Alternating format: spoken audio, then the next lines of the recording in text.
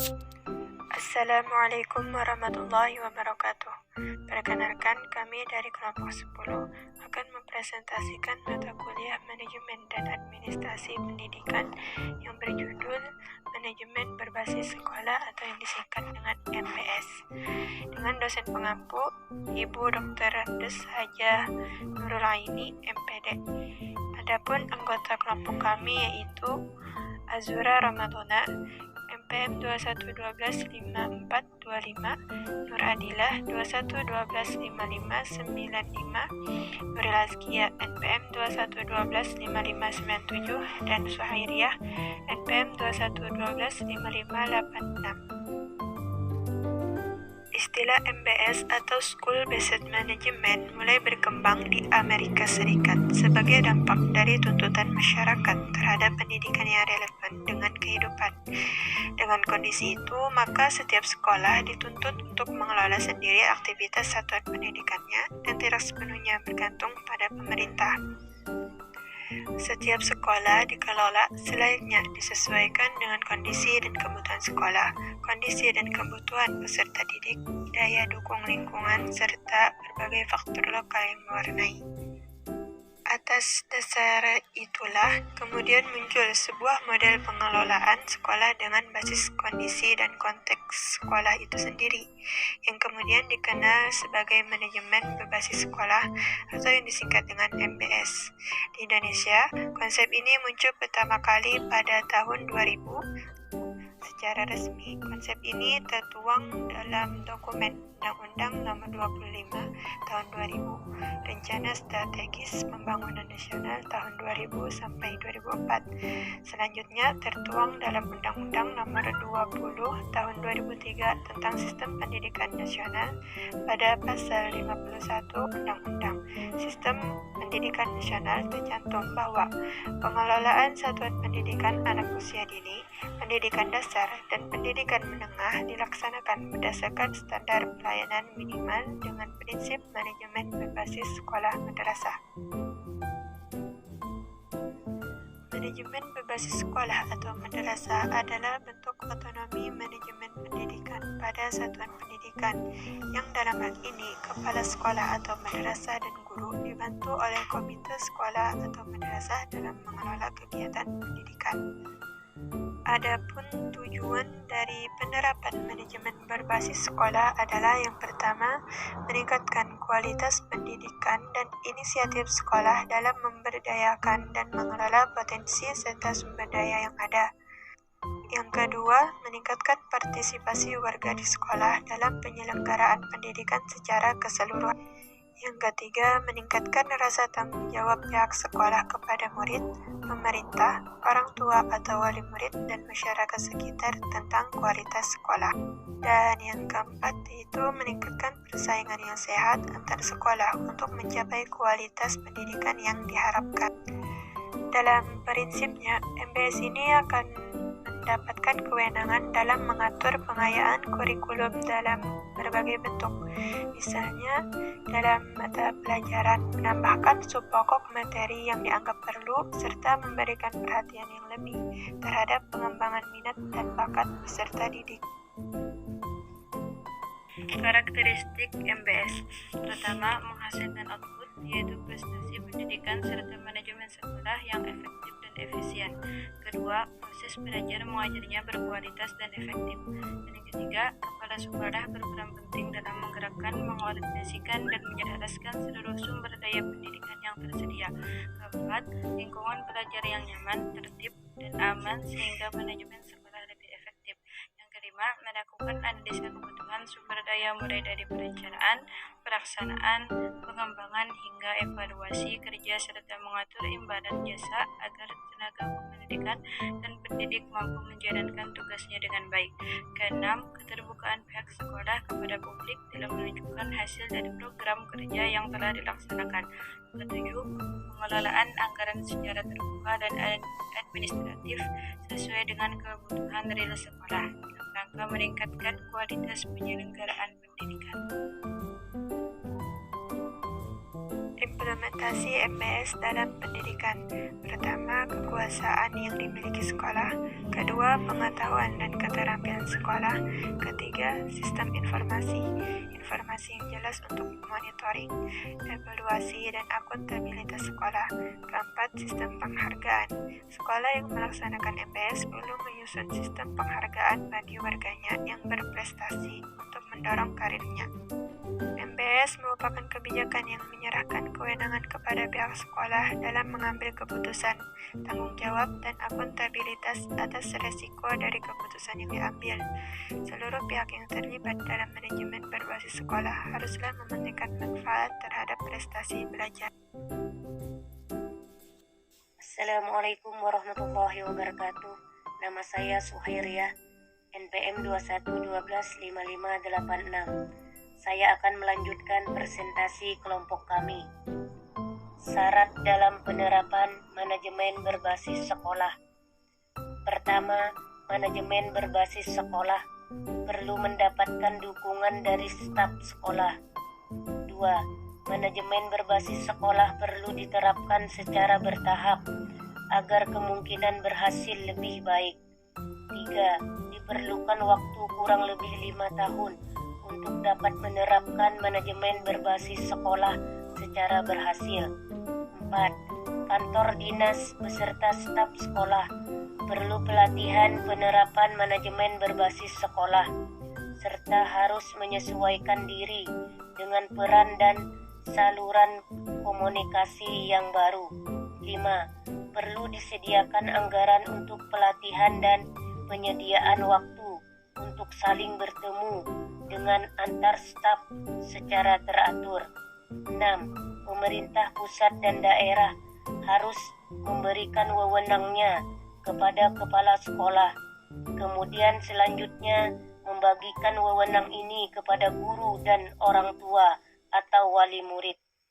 Transparansi adalah kemampuan rakyat atau warga untuk a. memperoleh dan mengerti informasi tentang pelayanan SD atau madrasah ibtidaiyah, proses penyusunan anggaran dan penerapan keputusan biaya. B. Memantau atau mengidentifikasikan secara tepat siapa sebenarnya pembuat keputusan serta apa peran mereka dalam pengambilan keputusan. Akuntabilitas berarti kewajiban membuat keputusan untuk a. tanggap atas warga perihal kebutuhan mereka. B. Kemampuan warga untuk meminta pertanggungjawaban pembuat kebijakan atas janji mereka. Penerapan pengelolaan manajemen berbasis sekolah. Penerapan manajemen berbasis sekolah secara spesifik. Pertama, memberikan peluang kepada tenaga pendidik dan kependidikan yang kompeten untuk ikut terlibat dalam pengambilan keputusan dalam peningkatan pembelajaran. 2. Memberi peluang kepada seluruh pihak dalam sekolah untuk ikut andil dalam pengambilan keputusan yang penting. 3. Memunculkan kreativitas dalam merencanakan program pembelajaran. 4. Memberdayakan kembali sumber daya pendidikan yang ada dalam mendukung tujuan yang dikembangkan sekolah. 5. Membuat rencana anggaran yang realistik sesuai kebutuhan. 6. Meningkatkan motivasi tenaga pendidik dan tenaga kependidikan dalam mengembangkan keahlian manajemen dan kepemimpinannya. Hambatan dalam penerapan manajemen berbasis sekolah. Pertama, kurang berminat untuk ikut terlibat dalam pengelolaan manajemen berbasis sekolah. 2. Tidak efisien. 3. Memerlukan pelatihan khusus. 4. kebingungan terhadap peran dan tanggung jawab baru dalam manajemen berbasis sekolah. 5. Kesulitan koordinasi sistem kerja manajemen berbasis sekolah yang parti. 6. Kepala sekolah kurang memahami penerapan manajemen berbasis sekolah. Nama saya Ajura Romadona, NPM 21125425, akan membacakan materi selanjutnya. Solusi pemecahan dalam rangka pencapaian implementasi manajemen berbasis sekolah. 1. Meningkatkan mutu sumber daya manusia dan profesionalitas kepala sekolah, guru, dan pengawas dengan cara melibatkan stakeholder dalam berbagai pelatihan di sekolah. 2. Mengadakan penyuluhan tentang kondisi tingkat pendidikan orang tua, siswa, dan masyarakat, kemampuan dalam membiayai pendidikan, serta tingkat apresiasi dalam mendorong anak untuk terus belajar. Yang ketiga, dukungan pemerintah.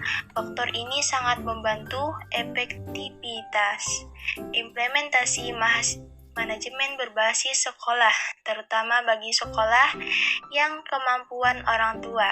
yang orang tuanya mempunyai kemampuan. Yang keempat, mendorong siswa untuk lebih meningkatkan cara belajarnya agar menjadi belajar yang efektif dan efisien.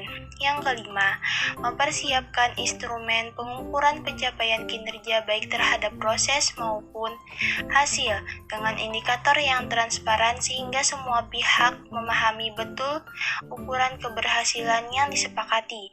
Yang keenam, melaksanakan pertemuan, mengembangkan rencana kegiatan, evaluasi hasil. Yang ketujuh, menyusun pertanggungjawaban program secara transparan dan akuntabel. Kesimpulan, manajemen berbasis sekolah adalah suatu bentuk manajemen di mana pemerintah memberikan otonomi atau tanggung jawab yang lebih besar kepada pihak sekolah untuk dapat merencanakan hingga mengelola kegiatan pendidikannya untuk meningkatkan kualitas pendidikan dengan melibatkan seluruh tenaga di sekolah sekaligus masyarakat sekitar secara mandiri dan terbuka. Tujuan dari penerapan manajemen berbasis sekolah. Yang pertama, meningkatkan kualitas pendidikan dan inisiatif sekolah dalam memberdayakan dan mengelola potensi serta sumber daya yang ada. Yang kedua, meningkatkan partisipasi warga di sekolah dalam menyelenggarakan pendidikan secara keseluruhan. Yang ketiga, meningkatkan rasa tanggung jawab pihak sekolah kepada murid, pemerintah, orang tua, atau wali murid, dan masyarakat sekitar tentang kualitas sekolah. Yang keempat, meningkatkan